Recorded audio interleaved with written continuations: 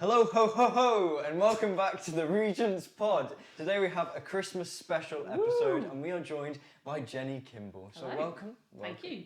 Thank you for having me, guys. Much course. appreciated. Good to have you. It is very exciting to have you on the Christmas podcast. It For is a very special reason, because Jenny, I've heard that you are the Christmas queen. Well, there's certainly a lot of Christmas jumpers. It's like a running joke.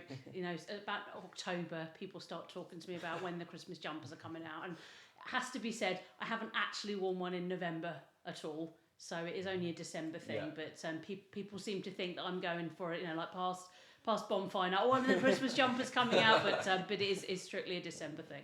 Got to get that disclaimer in there. Yeah. Making sure. Very exciting. Well, we have a very exciting podcast lined up, don't we, James? We do. Very exciting. What is coming our way?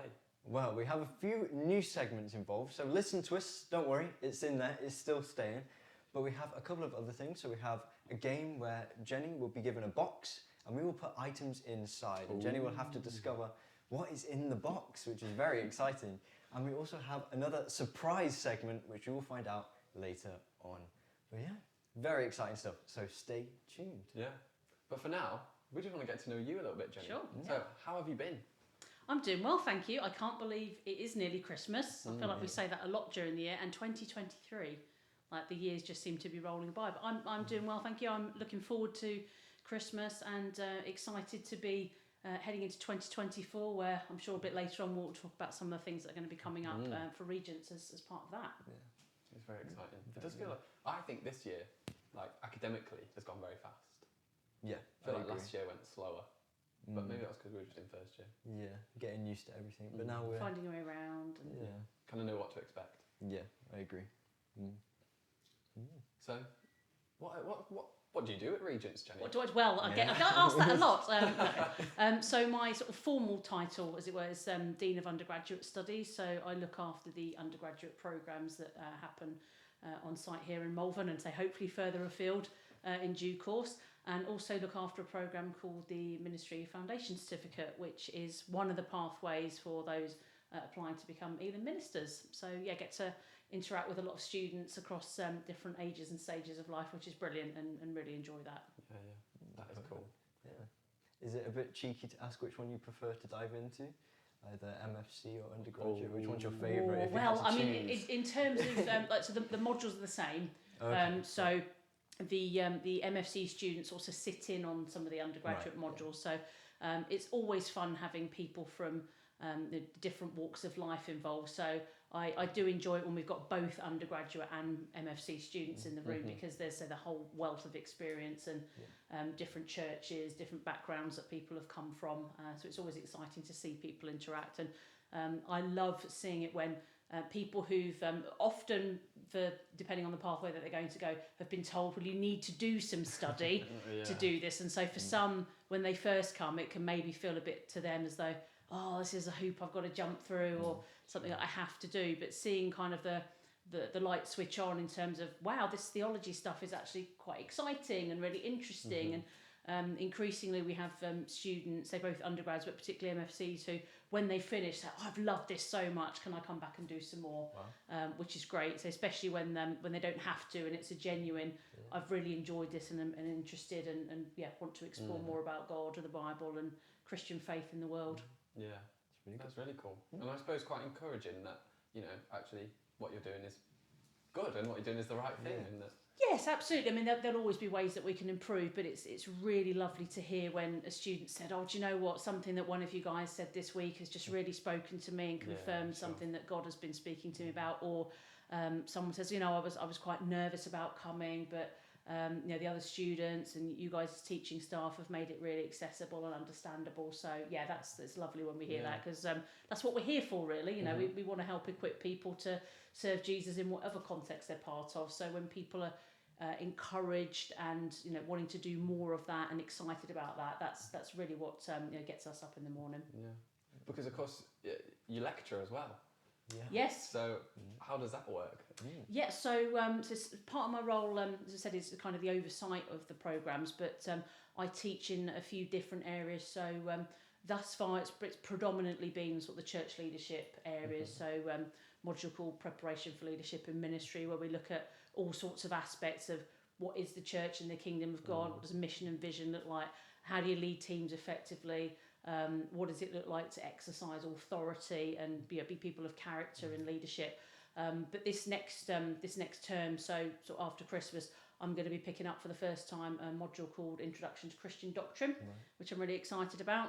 So again, I think the practical stuff is obviously really important, but you need to start from a foundation of what is it we're going to put into practice, and what's the knowledge stuff, what are kind of the foundational beliefs and sort of facets of our Christian faith that we are trying to communicate in doing the practical stuff. So yeah, really excited to be getting involved in that, and and also help oversee some of the placement modules. So again, we're really passionate about training and equipping, not just for people sat in classrooms to learn from books, as important as that is, but also what does it look like to equip people to be working in churches and other ministry workplaces and settings, to put into practice the stuff that they're learning here. And hearing supervisor reports from students, when they've handed them in, and their supervisor saying, if I could afford to employ this person, I would, or they've grown in confidence, or the young people love them, and all that kind of stuff is great, because for us it's very much more about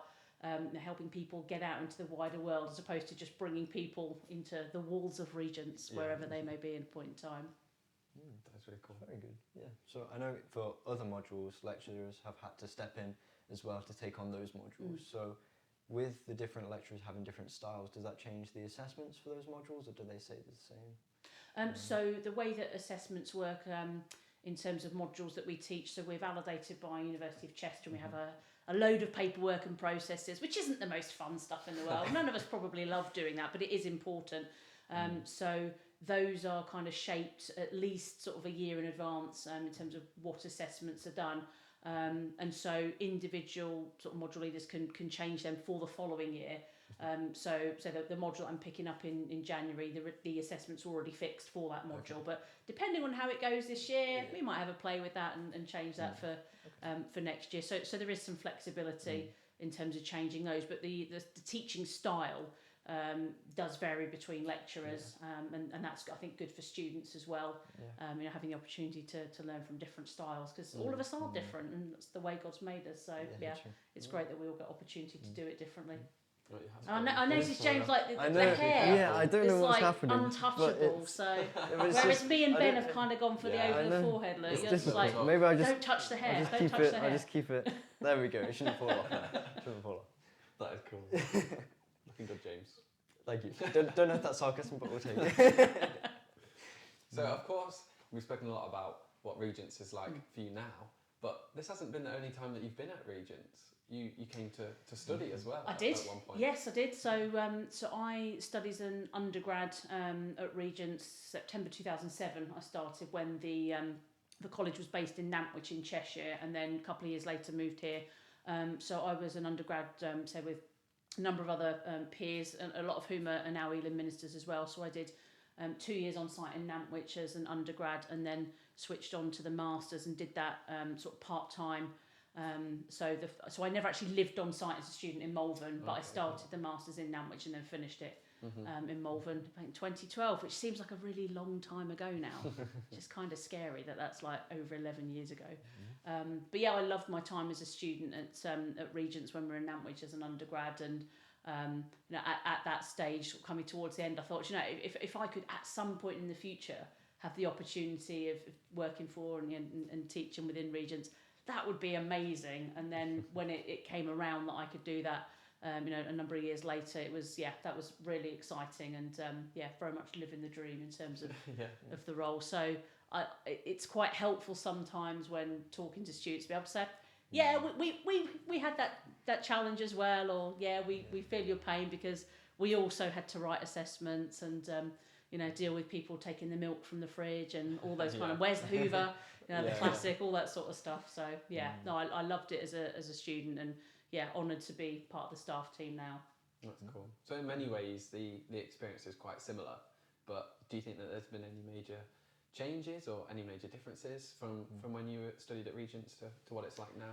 Yeah, I mean, there've been some really big changes since the college has moved here. Obviously the physical moving of it down here to Malvern was a very big shift, but when I was a student in Nantwich, we had effectively 2 undergraduate tracks. So we had what would now be called the theology track and the youth ministry track.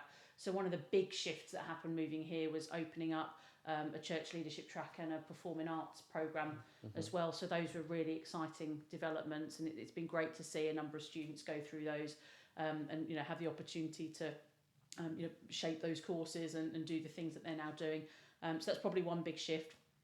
The other, which happened about 6 years ago, was when we moved our undergraduate teaching from kind of a through the semester, so 2 terms of about 15 weeks each, sort of teaching, so you'd have maybe 3 or 4 subjects you were studying at a time across 15 weeks, to now what we've done in terms of block teaching.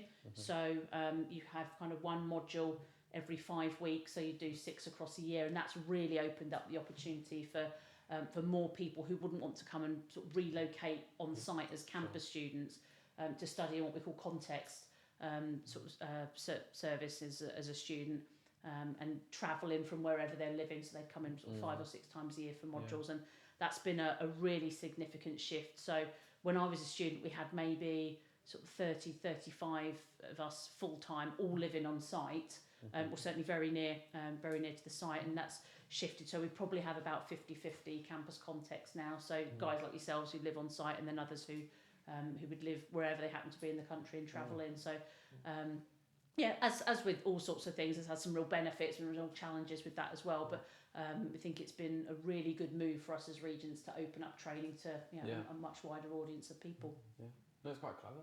And when I first came for my interview, or I applied or whatever, and I saw that I would have to do a topic and then papers on it, and then another topic, and then another, I was like, that's great. Like, I've just spent years doing all my topics at once and then all my essays at the end. But now I can, fully focus down onto one kind of subject, if you like, and then kind of go more deeply into that, because I have the time compared to if I was trying to brush it all around. Everything. It's good. It's good. Yeah, and you're a tutor as well. Now, Ben and I don't have the privilege of being in your tutor. Well, sorry for you guys. No, it's 2 p.m. on a Monday. My tutor group's a place to be. So that's one of my. I would say, I say this is probably one of my favourite hours of the week, because, particularly with the roles I do, where you spend a lot of time in front of the computer doing various admin bits, emails, papers and policies and so on. For me, what I always wanted to be doing, if ever I had the privilege of being involved at Regents, was to engage with students, be part of the sort of discipleship and mentoring journey. And so, tutor group on a Monday, we usually sort of start with a game of some sorts. Psych is one of our favourites. I'm not sponsored by Psych or anything, but it is a good game. And so we might have a round of that, or a few people have sort of brought different games or different things that we've done. And I just think it's really important to make sure we have fun, because it can get very, full on and intense with all the academic stuff, which is obviously important. But God's created us to enjoy the world that we're in and one another's company, so we do that. And then we do something called High-Low Buffalo. So I know, yes, it doesn't involve actual buffaloes, sadly. Maybe it will one day. So we kind of go around the room, and each person shares, from sort of their world in the last week, sort of a highlight, a low point, and then a buffalo is just something random. So, so we've had all sorts of things that people have talked about in terms of random stuff. So we sort of share that, and quite often that will open up the opportunity for us to discuss something together, or ask how each other are doing. But we always make sure that we finish with a time of prayer together. Sometimes that might be praying through some of the stuff that people have shared, or something big that's going on in the world that we think actually it's really important to pray into this. It's a great fun hour of the week. So we often would sort of open up scripture and talk through things that have arisen as a result of us sharing together. I love it, and so great time to be part of during the week. That does sound like fun. Yeah, I wish I was involved. Well, transfer window open. The January transfer window. Good. How do you think that being a student at Regents has kind of impacted being a lecturer at Regents? Yeah, that's a good question. I think I mean, the sort of format of assessments is a little bit different now than when I was a student, but one of the things that helped massively was that I already had some awareness of the referencing system. So it was nice being able to sort of come straight into that. So from a technical point of view, that was really helpful. But I think for me, probably that because obviously Regents being Elim's national training centre and, you know, kind of having the sort of values of Elim central to it, and you know, already having been a student, being sort of exposed to that, and you know, understanding what an amazing opportunity it is, particularly to be sort of a residential student and live on site. I think one of the things that I, you know, try and communicate and hopefully do, but sometimes on the other end it's not easy to catch it, is just how quickly the 1, 2, 3, 4, 5, 6, however many years you're involved at Regents as a student just go. And so I think one of the things that that has helped with me being a student is to recognise that, you know, actually as a lecturer, you know, I'm in my 9th year here on staff now, so you know, I'd be into kind of the third time of doing a third year if I'd been on site that time. But when you're a student, time just goes so quickly, and you can miss the opportunities to get involved with things. So I think one of the things I always want to try and sort of communicate to people is this is a unique time in your lives. So really do kind of grab hold of every opportunity that comes your way. You know, make the most of it, enjoy it, because it's highly unlikely you'll ever have this type of opportunity in life again. To you know, particularly if you're residential, to live on site in a Christian community, to have the number and variety of people around you who have all got, you know, hopefully similar goals in terms of wanting to grow and serve Jesus. And the opportunities to get involved in stuff like, you know, men's ministry, as you guys would be, the women's ministry, worship team, all that type of stuff. It's very different in church life than it is being in college, and so I think, you know, making the most of that time is really important. But it also, and again, the course is a bit different now, but in terms of sort of having tried to balance all the assessments and being on placement, I get that to a certain extent, and hopefully that helps in the way that I sort of teach and train in that sense, because I've been there to some extent. Sure. That's good. One question that I really like when we have lecturers on is asking them about their perspective on campus, and I suppose you have greater insight in a way into that. But yeah, their different answers are really cool. Really interesting. And there's what's lovely is that there are several of us who have been through that as students, either in Nantwich or here. So when I was a first year, Simo was a third year student. Martin was doing his PhD and was actually my Greek teacher for a couple of years. So there's several of us who've known each other for years, and Paul and I did our masters at the same time, and I'd known him for a few years before that when I was a Christian schools worker in Letchworth, and he was a teacher in one of the schools and an assistant pastor in the same church I was part of. So it's really nice having a staff team that a lot of us have known each other for a long time, because it just means we work really well together. Sure. And so particularly with a number of us having been students at one point or another, sort of get that, but also other people who haven't been students have different perspectives. So you get to hear from kind of a wide variety of people, which is great. Brilliant. Yeah, very good. Wow. Is it time? I think it is time, James. Fantastic. So we're going to move on to lists and twists, our Very first excited. segment of the episode. And of course, 'tis the season, so it will be Tis. Christmas themed, which is very exciting. So Jenny, your list, we will be asking you to list your top 3 favourite Christmas films. Top 3 favourite Christmas films. Starting with number 3, preferably. Number 3. Yeah. Gosh. Are you a big Christmas film person? There's a lot of Christmas films I do like. Yes. Okay, good. Yes, I'm trying to think, because it's probably number 3. I love the Muppet Christmas Carol. Oh, I think come on. It's That's great. my number 1. Yes. Okay. Come on. Good. Pass the test. So yeah, I think it's one that sticks in my mind, because I didn't fully see it all the way through for the first time until last year, and that was partly because the brass band that I'm part of were playing like an overture for it, and I thought I really should watch the film if I'm going to be sort of playing the music, because I'd seen snippets of it as a kid, but you know, when I was a kid, it was I think come out 2 or 3 years earlier than that, so it was going to be on TV for the first time that Christmas. So I've seen, you know, the trailer, like tiny snippets of it, but only got round to watching it for the first time last year, and just thought it was brilliant. And so I think the way that say A Christmas Carol has been adapted so many times is just great. And anyone who knows me knows what's going to be probably at the top of the list. For sure. So so my second place one is going to give away probably what's the first place one, because the second place one is the sequel, which is Home Alone 2, which I just think is great. So I again, that was one of the first Christmas films I remember coming out at the cinema when I was a kid, which really dates me now, so don't look it up.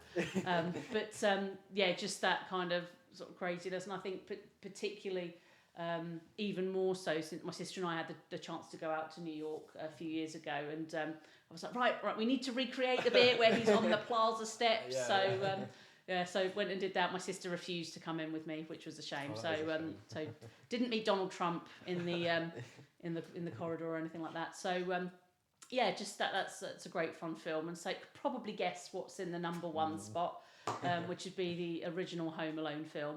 And I just love, as is the kind of story arc in so many Christmas films, that kind of, it all starts really nicely, but then there's this big kind of catastrophic event. So Kevin gets left at home.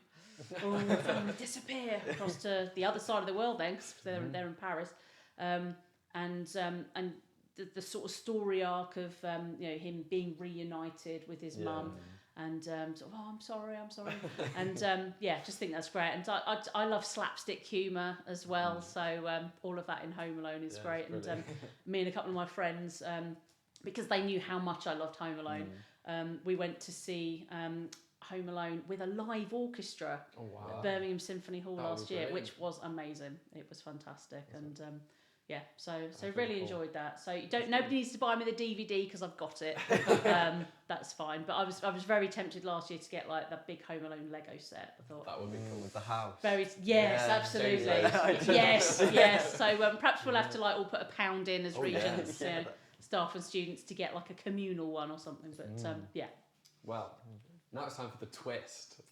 So, if you can choose to be one character from one of the films just for a day, who would you like to be? Who'd like to have a day experience? Wow. Gosh.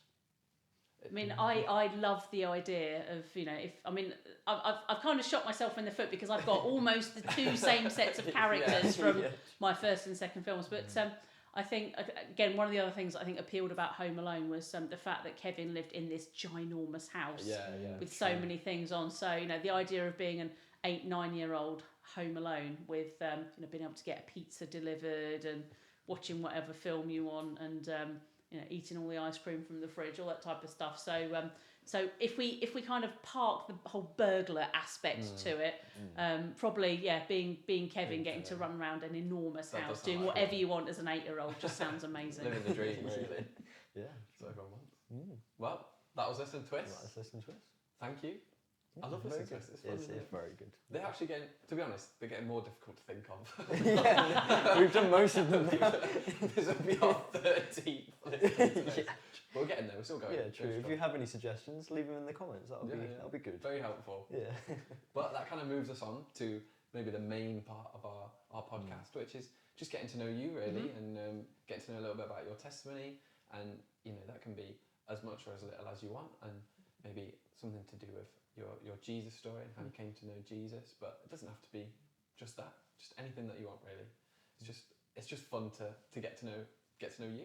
Sure. So, No, thank you. I mean, so you guys may have heard bits of this before, but and I didn't grow up in a Christian family, and I think one of the things that has surprised me to some extent about Regents is how few people have kind of come to Regents who've got a story similar to mine, in that either a lot of people have had Christian parents, which is fantastic, brilliant, or people have had a kind of history and backstory where they've come from very difficult home lives, or potentially addictive backgrounds.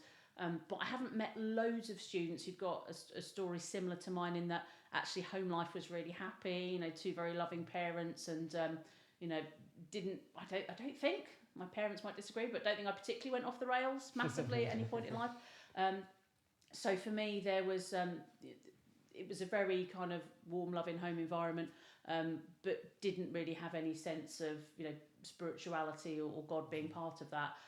The only kind of experience I'd had really of church was when I was at middle school, and we went to the local Anglican church for a Christingle service.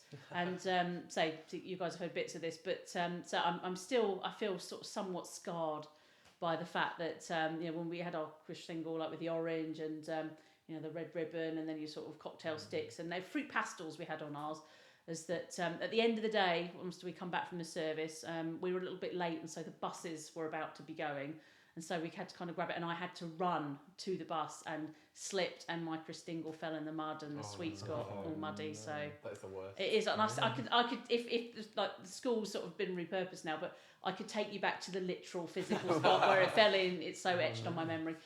So that's really all I remember about kind of that church service, was the fact that we had to sit there with an orange in our hands for like half an hour, however long it was, and then that it fell in the mud at the end. So I hadn't really had any kind of exposure particularly to sort of Christianity as such. But then when I went to upper school, I was in the sort of county I'm from, there was a 3-tier school system. So you were lower school year 1 to 4, middle school 5 to 8, and then upper school 9 to 11.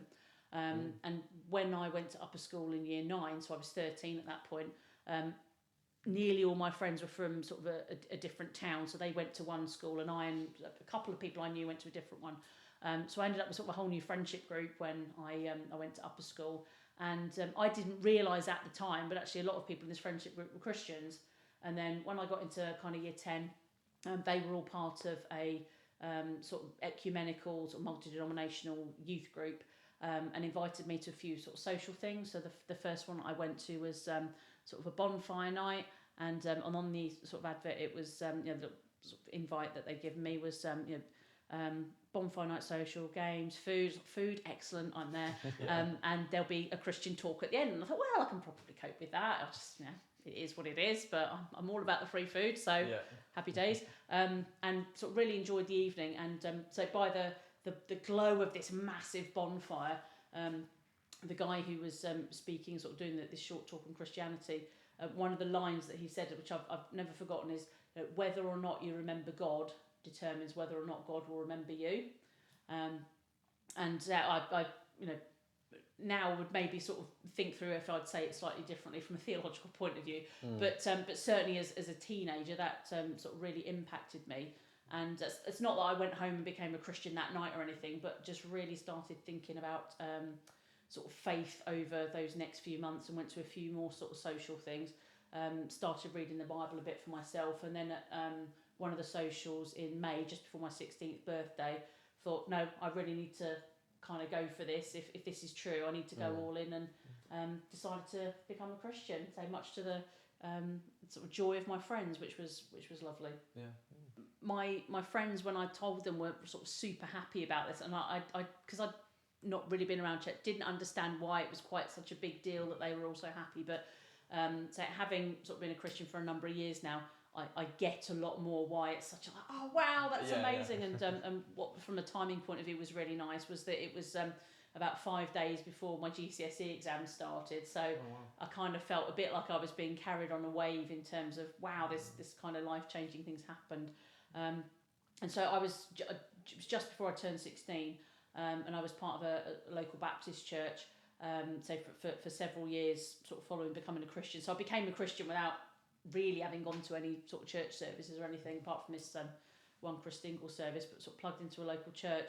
And then when I was sort of 20, having sort of been involved in being part of the youth group and then helping out with the youth group, there was a lady from South Africa who was about 5 years older than me, who came to sort of be the youth leader. So I was working alongside her a bit, and she wouldn't have described it like this and didn't describe it like this, but she'd come from a more sort of Pentecostal charismatic background, and started talking about baptism in the Holy Spirit, and I was like, oh, okay, that sounds interesting. I don't really know much about that or what that, but started reading and praying a lot more about that, and was filled with the Spirit. So a few months before my 21st birthday, and I think that for me was as much a kind of shift forwards in terms of my sort of growth as a Christian, and certainly my passion for God, than actually becoming a Christian in that initial point. So yeah, that was an amazing season. That was my final year at uni as well. So I seem to have these moments, really sort of important academic stages. But yeah, it was amazing to experience God in that way.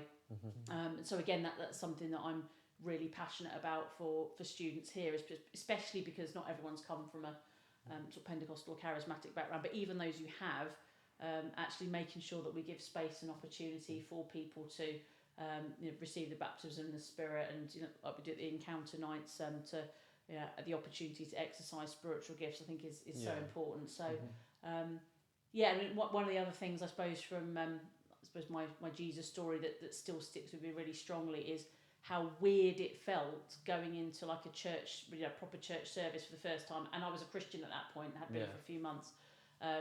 But when do I sit down? When do I stand up? Am I going to know the songs? This thing called communion. Am I allowed to take this? Do I have to be confirmed? What's that? So that experience, I still try and kind of remind myself of what that felt like and what I was thinking, because I think we get so used to being part of Christian culture and church that we can forget what it's like to be like the new person or someone who's finds everything completely alien.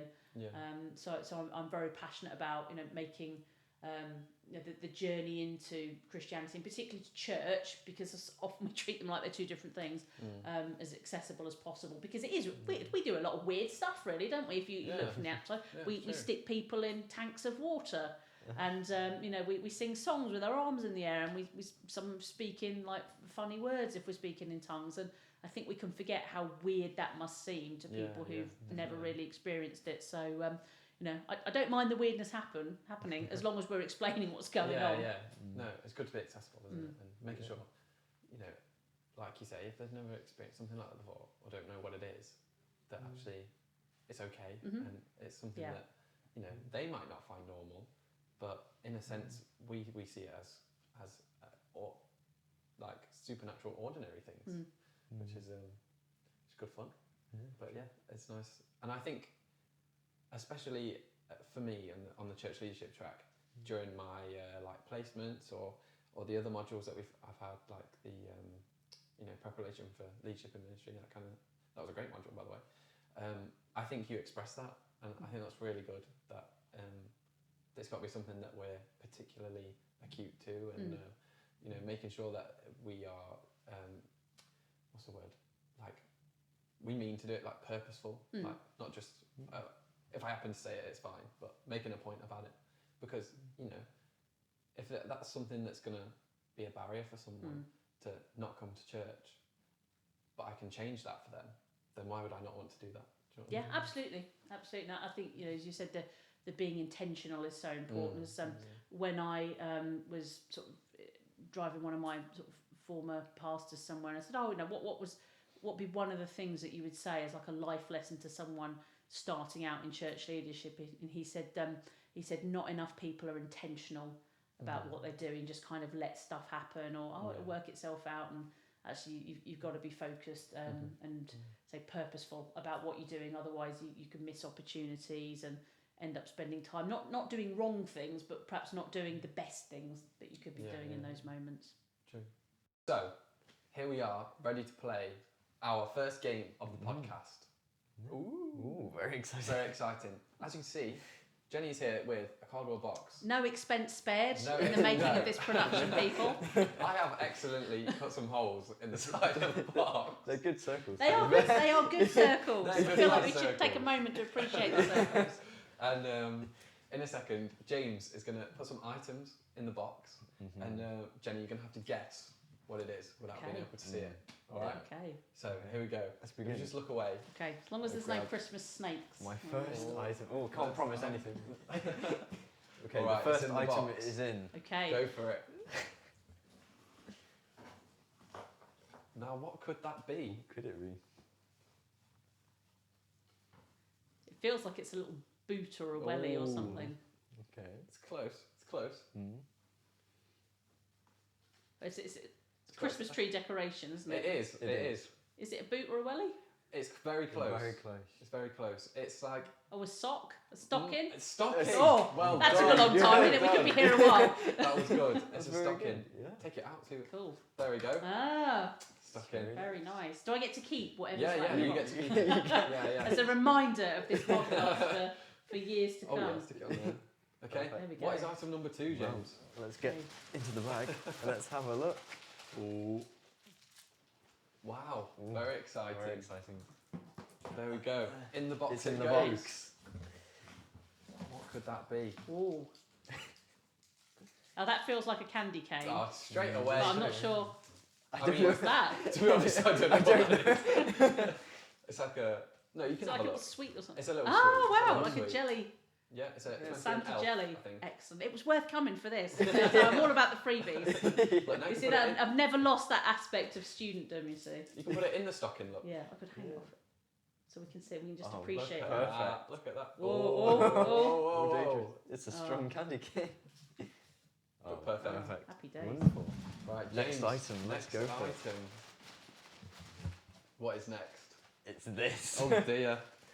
Be Uh-oh. careful of this one, Jenny. This one Okay. might be quite dangerous. It Quite might dangerous. Like light. Okay. Bite.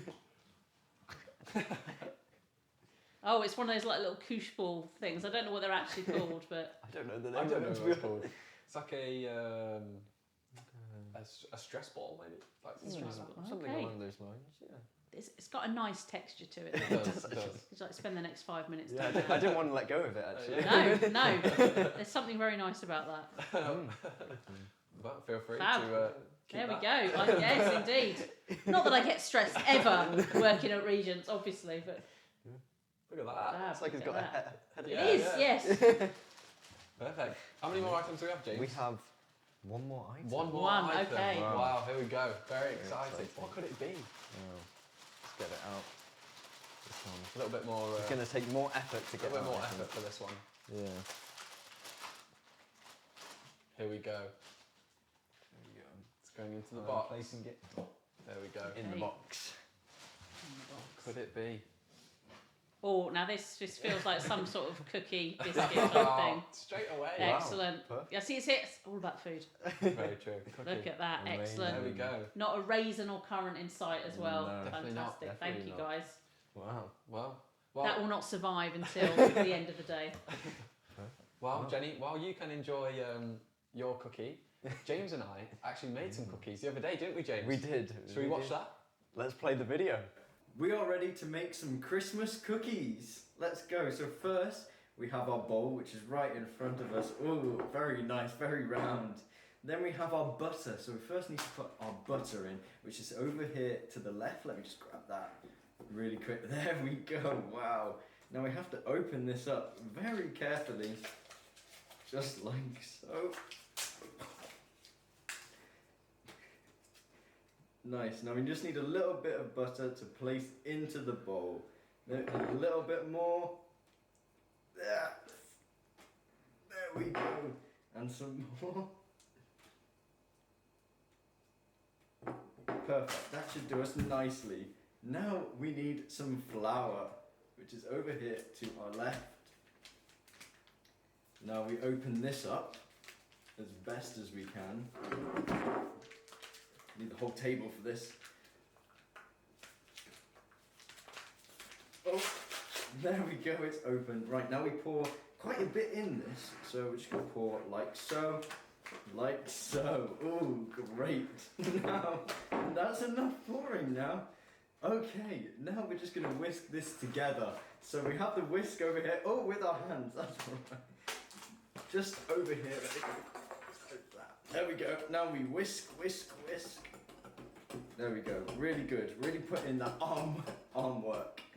Nice. Now this looks like it needs some eggs. So we have some eggs over here. Let's just push this bowl out of the way a little bit. There we go. We have the eggs. There we go.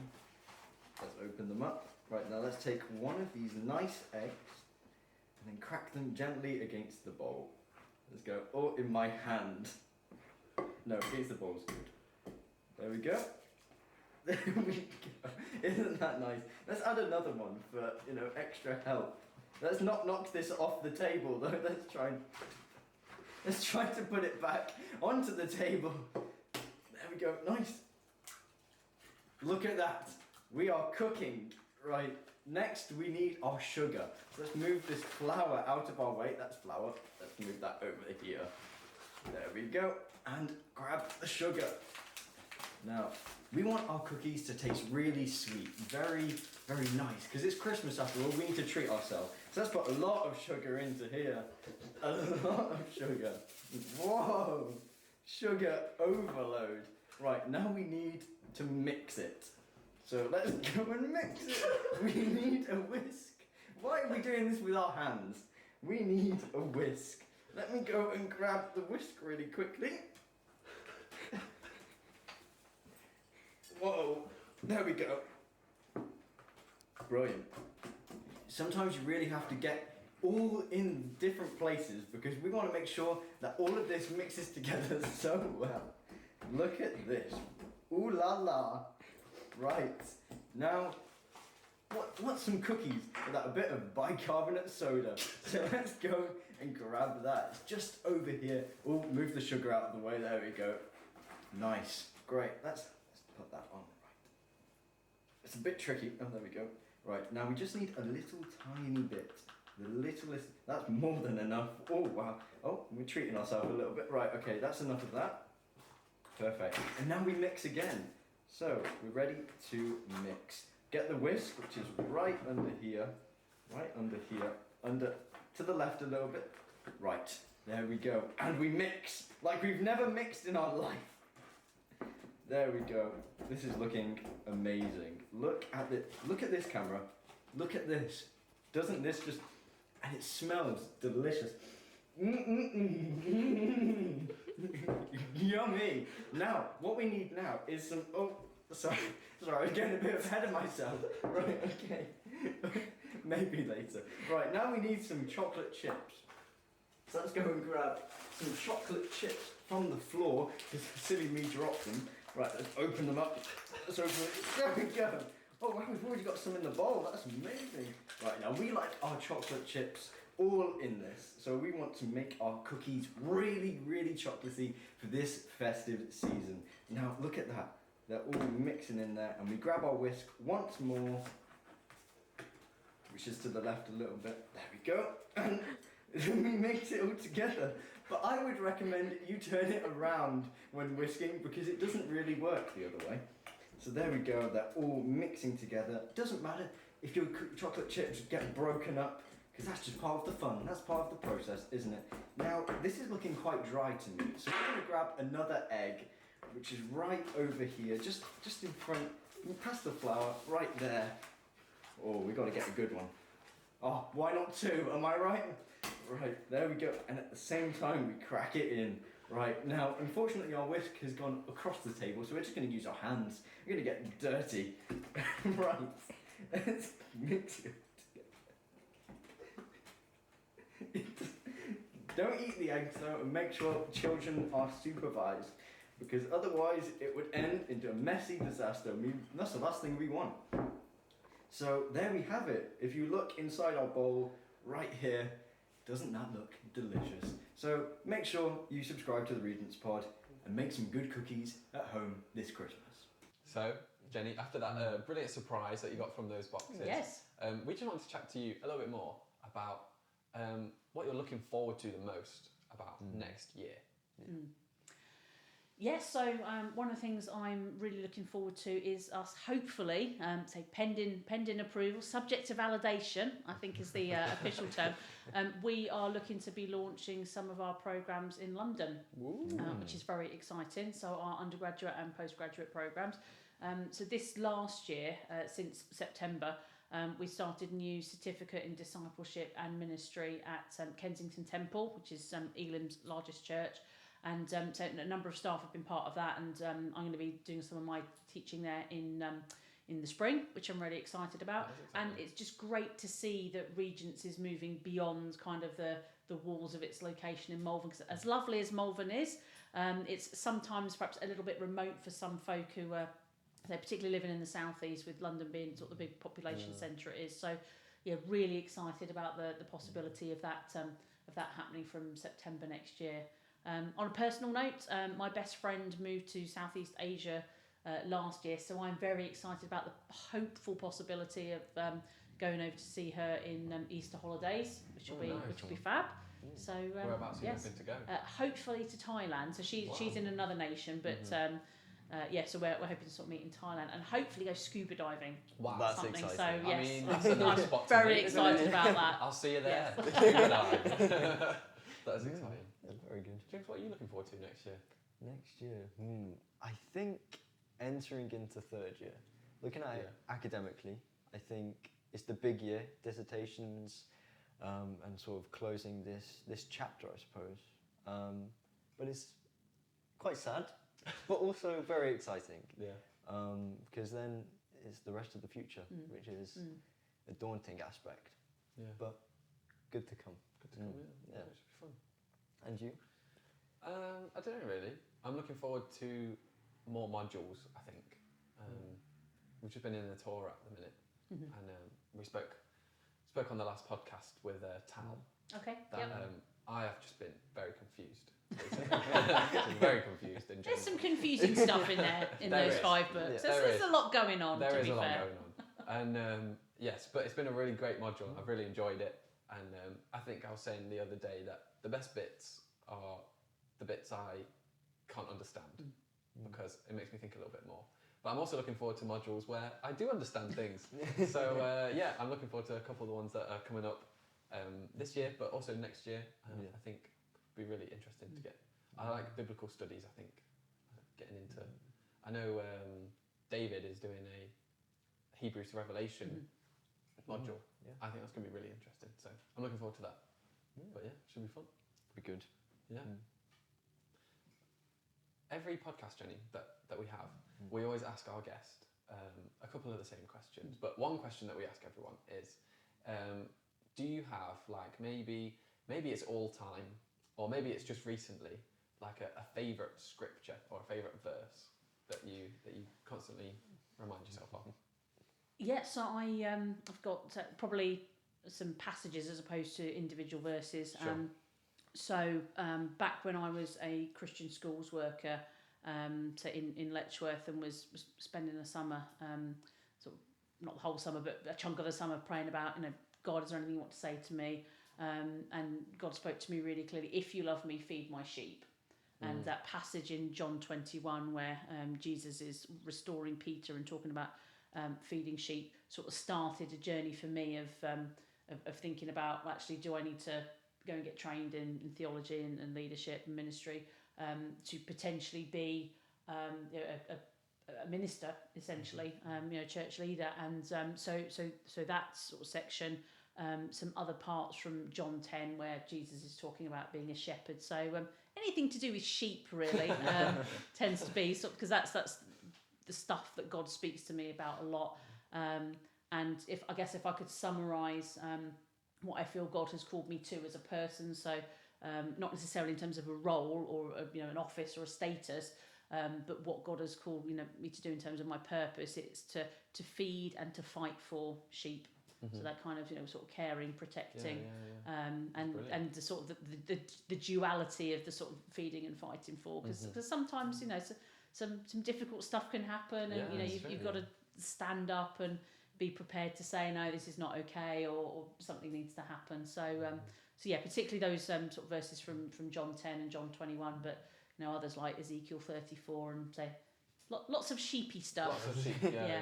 Well, if there's a good theme to keep with, it's looking after sheep, I reckon. So I think you've done well. Good to keep those with you. But yeah, I think as we come to a close of our podcast, it's been great to chat to you, and it's been so much fun. But let me just pray, and then can get going.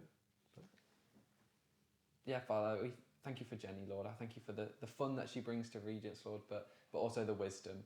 And I thank you for the journey that you have brought her on so far of being a student at Regents, but now being the Dean of Undergraduate Students, Lord, and a lecturer also. Father, I just pray that as we move into a new year of 2024, Lord, that you would just bring your purposes to light, Lord, and do more through her than you ever have done.